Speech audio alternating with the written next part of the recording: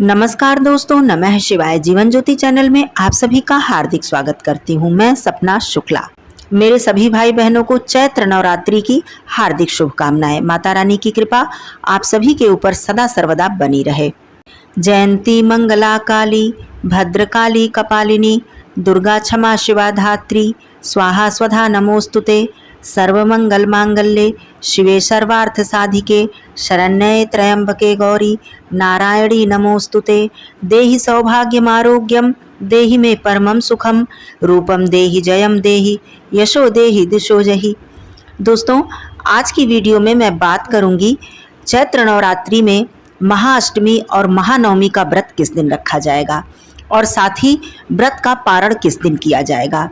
दोस्तों, जब भी नवरात्रि आती है तो पारण को लेकर भाई बहनों के मन में बहुत ज़्यादा दुविधा की स्थिति होती है। बहुत से लोग दशमी तिथि के प्रातःकाल पारण करते हैं और बहुत से लोग नवमी तिथि की संध्या को ही पारण कर लेते हैं। व्रत के विषय में बात करूं तो बहुत से भाई बहन 9 दिनों का व्रत रखते हैं, बहुत से भाई बहन पहला दिन और अंतिम अर्थात अष्टमी तिथि का व्रत रखते हैं, बहुत से लोग महासप्तमी, महाअष्टमी, महानवमी का व्रत भी रखते हैं और कुछ लोग महाअष्टमी और महानवमी का व्रत रखते हैं। अपनी अपनी श्रद्धा, अपनी अपनी भक्ति के अनुसार और शारीरिक क्षमता के अनुसार हम सभी लोग व्रत धारण करते हैं। लेकिन बात आ जाती है पारण की कि 9 दिनों का जो व्रत है उसका पारण कब किया जाएगा। अष्टमी तिथि का केवल व्रत जो लोग रखते हैं वो पारण किस दिन करेंगे, या फिर महासप्तमी, महाअष्टमी, महानवमी का व्रत रखते हैं जो लोग वो पारण किस दिन करेंगे। केवल रामनवमी का व्रत जो लोग रखेंगे वो लोग पारण किस दिन करेंगे। तो कुल मिलाकर दोस्तों पारण को लेकर बहुत ही संशय की स्थिति होती है। आइए आज बात करूंगी कि पारण आप लोगों को किस दिन करना है, हवन इत्यादि किस दिन करना है। तो चलिए देर न करते हुए वीडियो शुरू करती हूँ। चैनल पे आप लोग पहली बार हैं तो चैनल को सब्सक्राइब जरूर कर लीजिएगा। मेरा वीडियो जरा सा भी उपयोगी लग जाए तो इसे और लोगों में शेयर करके वीडियो को लाइक जरूर कर दीजिएगा। कमेंट बॉक्स में माता रानी का जयकारा जरूर लगाइएगा। दोस्तों सबसे पहले बता दूं कि 2025 में चैत्र नवरात्रि 30 मार्च से शुरू होकर 6 अप्रैल तक रहने वाली है। इस बार नवरात्रि केवल 8 दिनों की है क्योंकि पंचमी तिथि की 6 है। पंचमी तिथि की हानि होने के कारण नवरात्रि 8 दिनों की है। 6 अप्रैल को महानवमी का व्रत रखा जाएगा, 6 अप्रैल दिन रविवार, और 5 अप्रैल दिन शनिवार को महाअष्टमी का व्रत रखा जाएगा। महासप्तमी का व्रत 4 अप्रैल दिन शुक्रवार को धारण किया जाएगा। और व्रत की पारण की बात करूं तो व्रत का पारण 7 अप्रैल दिन सोमवार को किया जाएगा। अब यहाँ पर मैं स्पष्ट रूप से बता दूं कि जो भी मेरे भाई बहन 9 दिनों का व्रत रखेंगे उन लोगों के लिए उचित यही है कि वो 7 अप्रैल को सुबह प्रातःकाल सूर्योदय के बाद व्रत का पारण करें, अर्थात दशमी तिथि प्रारंभ होने के बाद नवरात्रि व्रत का पारण करना चाहिए मेरे अनुसार। लेकिन बहुत से भाई बहन नवरात्रि की संध्या को अर्थात नवमी की संध्या को पारण कर लेते हैं। तो यदि आपके यहाँ ऐसा नियम है और आप ऐसा करते आए हैं तो आप लोग 6 अप्रैल दिन रविवार को संध्या के समय पारण कर सकते हैं, लेकिन हम लोग हमेशा ही दशमी तिथि की प्रातःकाल ही पारण करते हैं। तो आप लोग पारण इस तरह से कर सकते हैं। दूसरी बात, सप्तमी, अष्टमी, नवमी व्रत रखने वाले भाई बहन भी सोमवार 7 अप्रैल को ही पारण करें तो ये ज़्यादा उत्तम होगा। केवल अष्टमी का व्रत रखने वाले जो लोग हैं, जो भी भाई बहन केवल महाअष्टमी का व्रत रखेंगे वो लोग महानवमी के दिन पारण कर सकते हैं, अर्थात हवन, कन्या पूजन, समापन मतलब नवरात्रि का समापन करने के बाद वो संध्या के समय पारण कर सकते हैं, क्योंकि वो लोग केवल महाअष्टमी का व्रत रखेंगे। लेकिन अष्टमी नवमी दोनों व्रत जो लोग रखेंगे वो लोग दशमी को पारण करें। तो स्पष्ट रूप से मैंने बता दिया कि आप लोग दशमी की प्रातःकाल सूर्योदय के बाद पारण करें तो ये ज़्यादा उत्तम होगा। 6 अप्रैल दिन रविवार महानवमी का व्रत है। इसे रामनवमी भी कहा जाता है क्योंकि यह चैत्र नवरात्रि है। इसी दिन हवन भी किया जाएगा। जहाँ तक कन्या पूजन की बात है दोस्तों, बहुत से लोगों के घर में महाअष्टमी तिथि पर भी कन्या पूजन किया जाता है। यदि आपके घर में ऐसा नियम है तो माँ महागौरी का दिन है यह महाअष्टमी, इस दिन आप लोग कन्या पूजन कर सकते हैं। और महाअष्टमी जो कि माता महागौरी जी को समर्पित है, इस दिन बहुत से घरों में पूजा चढ़ाई जाती है, मंदिर में जाकर या फिर अपने घर में ही, मतलब उनकी जो घर की परंपरा होती है उस अनुसार महाअष्टमी पर पूजा चढ़ाई जाती है। तो यह नियम आपके घर है तो आप लोग इसे जरूर कीजिएगा। महाअष्टमी 5 अप्रैल दिन शनिवार को है। तो इस तरह से 8 दिनों की नवरात्रि पड़ने के कारण 6 अप्रैल को ही महानवमी का व्रत धारण किया जाएगा और इसी दिन नवरात्रि का समापन होगा। कहने का मतलब इसी दिन हवन और कन्या पूजन भी किया जाएगा। अब बात आती है महानवमी पर, जब हम कन्या पूजन कर लेते हैं, जैसे कि माँ सिद्धिदात्री जी का दिन है, यह माँ सिद्धिदात्री जी को यह समर्पित है और कन्या पूजन में हम हलवा, पूड़ी, चना इत्यादि का भोग लगाते हैं।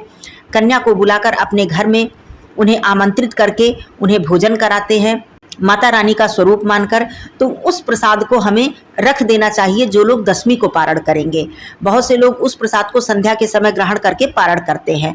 वैसे तो नवरात्रि व्रत का पारण उसी प्रसाद को खाकर करना चाहिए, लेकिन देखिए प्रसाद जो है वो कभी बासी नहीं होता है। यदि आपने नवमी पर कन्या पूजन किया है, हवन किया है, तो जो भी परिवार के लोग व्रत नहीं है वो लोग प्रसाद ग्रहण करें, और जो लोग व्रत हैं वो लोग उस प्रसाद को वैसे ही सुरक्षित साफ सुथरा रख दें और दशमी की सुबह आप लोग स्नान आदि करें, माता रानी की पूजा अर्चना करें और सुबह सबसे पहले उसी प्रसाद को खाकर आप लोग अपने व्रत को खोलें, अर्थात पारण करें। यह सबसे उत्तम होता है और इसी का पारण करना सबसे शुभ माना जाता है। अष्टमी तिथि पर माता महागौरी जी को नारियल का भोग लगाया जाता है। यह प्रसाद भी बहुत ही शुभ होता है। यह नारियल भी आप लोग अपने लिए, जो भी भाई बहन व्रत हैं वो लोग रख दे थोड़ा सा। वैसे तो नारियल व्रत में भी खाया जाता है, व्रत के दिन भी प्रसाद के रूप में आप ग्रहण कर लें और थोड़ा सा रख लें, इसे पारण के दिन भी आप लोग ग्रहण करें, ये बहुत ही शुभ होता है। जिस प्रकार से एकादशी व्रत में हम तुलसी पत्र ग्रहण करके पारण करते हैं, उसी प्रकार नवरात्रि व्रत में हम हलवा, पूड़ी, चना जो माता रानी का मुख्य प्रसाद होता है, इसे ग्रहण करके हम पारण करते हैं। बात करूं अष्टमी तिथि की, तो अष्टमी तिथि प्रारंभ हो जाएगी शुक्रवार 4 अप्रैल को रात्रि में 1:21 पर और अष्टमी तिथि समाप्त होगी 5 अप्रैल दिन शनिवार को रात्रि में 12:05 पर। यहीं से नवमी तिथि प्रारंभ हो जाएगी और नवमी तिथि समाप्त होगी 6 अप्रैल दिन रविवार को रात्रि 11:15 पर। तो संपूर्ण नवमी तिथि हमें प्राप्त हो रही है। लेकिन हवन की बात करूं तो हवन हमेशा सूर्यास्त के पहले ही किया जाता है। आप लोग सूर्यास्त से पहले ही हवन इत्यादि का कार्य संपन्न कर लें। अधिकतर हवन का जो कार्य है वो दिन के तीसरे प्रहर से पहले ही यदि संपन्न कर लिया जाए तो ये बहुत ही उत्तम होता है। अर्थात 2:30 से 3 बजे से पहले यदि हम हवन का कार्य संपन्न कर लेते हैं तो ये बहुत ही उत्तम माना जाता है। हवन आप पंडित जी को अपने घर पे बुलाकर भी करवा सकते हैं और हवन आप स्वयं भी कर सकते हैं। इसकी संपूर्ण विधि का वीडियो मैं दूंगी कि हवन आप अकेले अपने घर पे किस प्रकार से सभी सामग्री की व्यवस्था करके स्वयं कर सकते हैं। बिल्कुल कोई भी कठिनाई नहीं होगी, बहुत ही सरलता से आप हवन की विधि जान लेंगे तो सारी व्यवस्था करके आप स्वयं भी हवन कर सकते हैं। और हवन के निमित्त दान, दक्षिणा इत्यादि आप ले जाकर पंडित जी को या फिर किसी मंदिर में ले जाकर आप दे सकते हैं। आपको कन्या ना मिले तो आप कन्या पूजन किस प्रकार करें, आप 9 स्थान पर थाली में सजाकर, मतलब 9 स्थान पर भोग प्रसाद जो हलवा, पूड़ी, चना होता है उसे थाली में सजाकर माता रानी के चरणों में अर्पित करके उन्हें आमंत्रित करें कि हे माँ, कन्या के रूप में आकर आप मेरे भोग प्रसाद को ग्रहण करें। और वहाँ पर दक्षिणा रखें और जो भी आप उपहार कन्या को देना चाहें वह आप वहाँ पर वो उपहार भी रखें और कुछ देर के बाद ले जाकर उस प्रसाद को गौ माता को खिला दें और उस उपहार को और दक्षिणा को ले जाकर किसी गरीब कन्या को या फिर किसी मंदिर में ले जाकर आप दान कर सकते हैं। तो इस प्रकार से कन्या न मिलने पर हम इस उपाय से भी कन्या पूजन कर सकते हैं।